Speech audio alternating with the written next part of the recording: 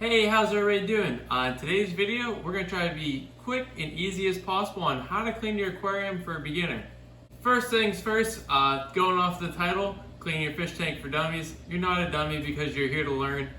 This hobby has a lot of different things where you can really dive in and learn a lot, or you can just kind of know the basics.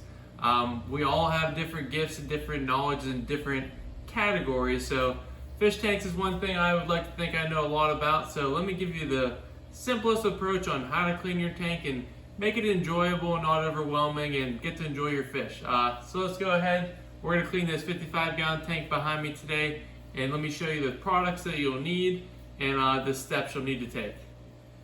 Okay, so things you're going to need, and any of these products I'll put below in the description. You can look up some links. But we're gonna, like I said, as simple as possible. You're gonna need a siphon to drain water from the tank. You're gonna need yourself a fish-only bucket, just a clean bucket. You don't want to be using the same bucket that you wash your car with that has soap and things like that. And then I like the product Prime. It's a water dechlorinator. I pre-mix it and I have it kind of, because I do a lot of water changes. But basically, if you have something to siphon the water out of the tank, you really could even use a cup and scoop water out. Just would take you a lot longer. You need a clean bucket and you need the chlorinator. That doesn't sound like a lot, because it's not. We're doing this very easy today. I will do a series of these videos getting a little bit deeper each time, but that's all you need to know for today. These three things. Let's go ahead and clean the tank. Okay, so now we want to get prepared to drain the water. I removed the lids. I use sponge filters. You don't really need to fully understand all the different filters, but whatever you have, typically you want to unplug your filter and unplug your heater, because if you have a hang-on filter, once you drain the water, it's going to start sucking air. In the heater, you don't want it to be out of the water, because that can damage the heater. So unplug those two elements. If you can keep the light on, it helps for seeing depending on your setup.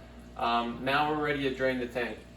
When's a good time to do a water change? I like to kind of have this is my little internal hack I've been doing for years and years. It's not very complicated. I go off the evaporation. Usually about 1 inch to 2 inches down. Takes about a month to lose that much water from evaporation.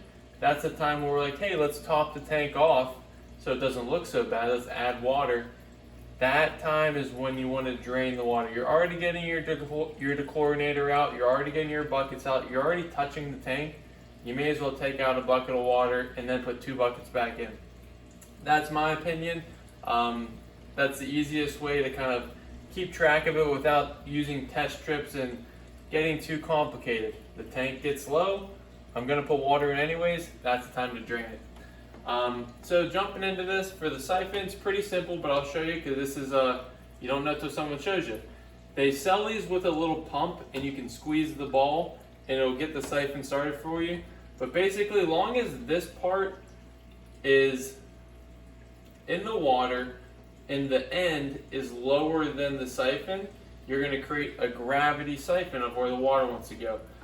So all you need to do is I need to get this water over the lip of the tank, and that's going to start to flow as long as the hose is lower. So a couple ways you can do this. This is probably the easiest way. So I have it inside it's like in the cup, in the siphon. You can put your finger here and stop this if you like, or you can just let it flow. But now I'm going to show you how it works. I'm going to let it drain down, pinch it, dunk it back down. So now my siphon's already been kind of created. I got some fish in there. Now if I let go, the siphon just started.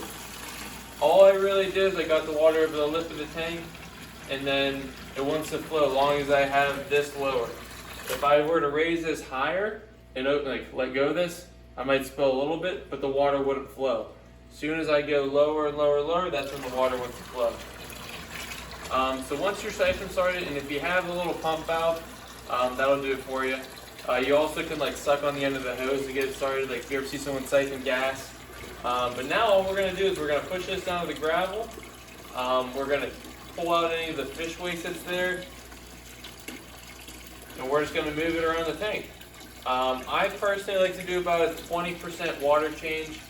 So this is a 55-gallon tank. I'm going to do 2 buckets, so I'll do about 10 gallons, give or take. So this is not a perfect science to this. But basically we're going to go through, we're going to siphon the gravel, we're moving it around. If I get the whole tank, that's great. If I get half of the gravel, next time I'll do the other half. And that's all you gotta do. I even have some bubbles in there, which is not a good thing if you see that. This tank I clean every few months because I have live plants and I want to do it low maintenance. That's kind of the whole point. So I'm going to just keep moving around the tank here, going through the gravel. Once this bucket's full, pinch it, move it over, and I'm going to go through and get 2 full buckets here. If you want to, I like to dump this water in the garden or in the grass because all of this stuff in the water is actually really good for your plants. It's like a fertilizer. So I'll do that now. There are things you can do like wiping down the glass, cleaning your filter pads, but I'll be honest, we're not going to cover that today. You don't really need to do it. Do your partial water change, top the tank off. That's all you need to learn for today. I'll show you how we're going to fill the tank up and how to treat the water, and that'll be our next step.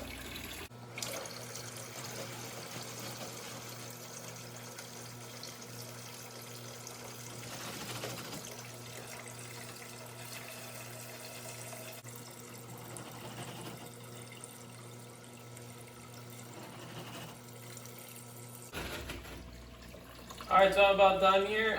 You can see how it's pulling all that out, and then every once in a while you want to lift it up and let that gravel fall back out because it will eventually back up the tube and you'll start to suck out gravel.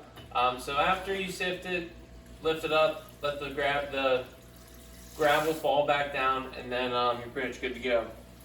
But that's enough water. My buckets are full here. I'm going to go ahead and dump these out. If it's cold outside, you can just dump it right down the toilet or something like that.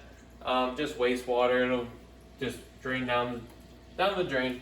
But let's go ahead and do that, and then I'm going to show you how we treat the water, get the temperature match, fill it up, put the lid back on, wipe the glass down. We're pretty much good to go.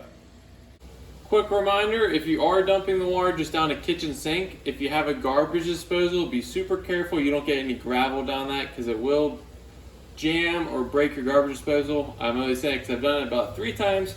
It's not that big of a deal. You get in there, you take it out, and you clean it, and you'll get it working again. But make your parents happy or your spouse happy and not get any gravel in the kitchen sink. But for filling it up, super simple. Just fill the water. So you want to match the temperature as best you can from what's in the tank. You don't want to put really cold or really hot water into the tank that's not the same as what's in there. Fish don't like big changes. They like gradual changes. So you're going to fill it up. If you want to, you don't need this, but I like to use one of these little temperature gauges. Really easy just to make sure it's exactly the right temperature. I personally like them, but you don't need that. Just fill the water. You're only doing a 20% water change. So if it's off a few degrees, it's diluted when it's going in there. It's not a big deal.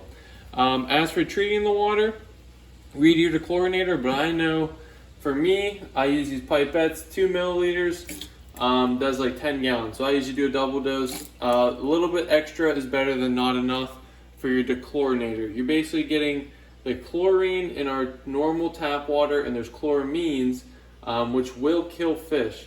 You want to get those neutralized with the chemical. So whatever it says, usually it's 2 drops per gallon. So if you have a little dropper, just read your instructions there. So I'm putting my dechlorinator in, I'm getting water in here that's the same temperature, and that's pretty much all you need to do. And be careful with the gravel wherever you're dumping your water. Okay, now it's time to fill the tank back up. Nothing real special here. Take your time, put it in slow. And if a bucket of water is too heavy for you to comfortably lift it and dump it in there, do half a bucket of water. Don't do the whole thing. There's no need to spill the water and have to clean it up and to hate the process. It's heavy. So take your time, pour it in slow. I like to go back and forth with it.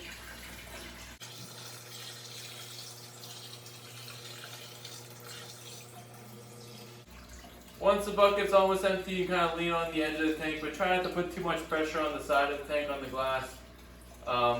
Like I said, use a smaller bucket if you want to get fancy with it.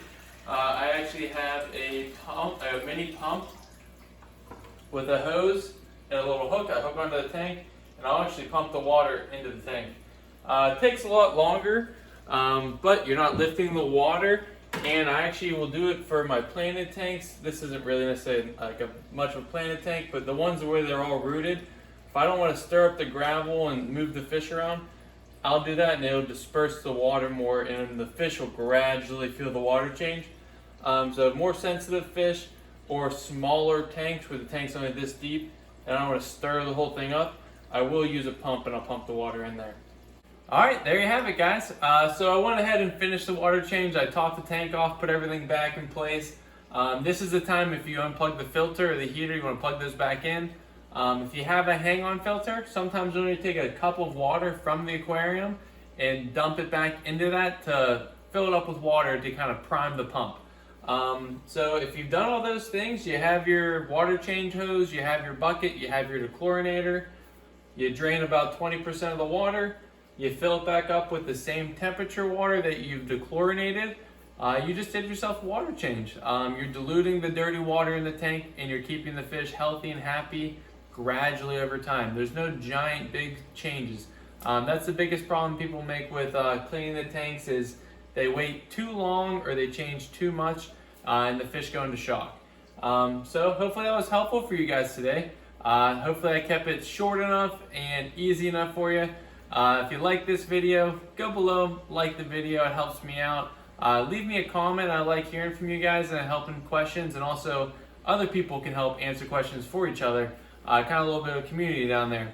If you're not subscribed, subscribe to the channel. It doesn't cost you anything, and then you'll see when I make new videos. Thank you all for watching today. Check out the playlist that I'm going to pop up on the screen here from my previous videos. I got a whole bunch of videos on breeding fish and keeping fish, and just some things I like to share with you guys along the way. So thanks again for watching, guys. God bless you. Have a good one, and I'll talk to you soon.